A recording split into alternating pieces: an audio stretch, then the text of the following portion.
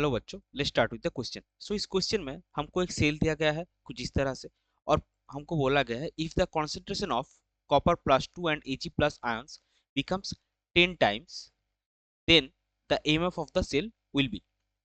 हमारा ऑप्शन से becomes 10 times, option 2 is remain same, option 3 is increased by 0.0295 volt and option 4 is decreased by 0.0295 volt। तो चलिए सबसे पहले देखते हैं इस क्वेश्चन का की कॉन्सेप्ट क्या है। सो इस क्वेश्चन का की कॉन्सेप्ट है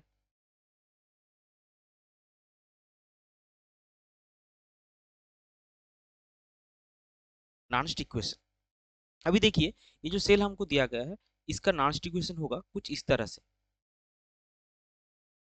ई cell is equal to E not cell minus 0.059 by n log of concentration of Cu plus 2 divided by concentration of Ag square. Ag square क्यों हो रहा है?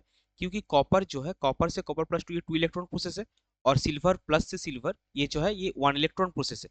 सो 1 इलेक्ट्रॉन प्रोसेस, एक प्रोसेस आपका है 1 इलेक्ट्रॉन प्रोसेस और दूसरा है 2 इलेक्ट्रॉन्स। सो इन दोनों को बैलेंस करने के लिए जो 1 इलेक्ट्रॉन प्रोसेस है उसको आपको 2 से मल्टीप्लाई करना पड़ेगा। सो उसका इक्वेशन 2 से ओवरऑल मल्टीप्लाई होगा तो उसका स्टोइसियोमेट्रिक कोएफिशिएंट 2 ऐड होगा, इसीलिए यहाँ पे सिल्वर प्लस के कॉन्सेंट्रेशन से पावर पे स्क्वायर आ रहा है। सो अभी ये जो n है ये नंबर ऑफ इलेक्ट्रॉन ट्रांसफर्ड है और इसका वैल्यू होगा 2। सो ये हो जाएगा कुछ इस तरह से, E nought E cell will be E not cell minus 0.059 by 2 into log of copper plus 2 by concentration of Ag plus whole square of that.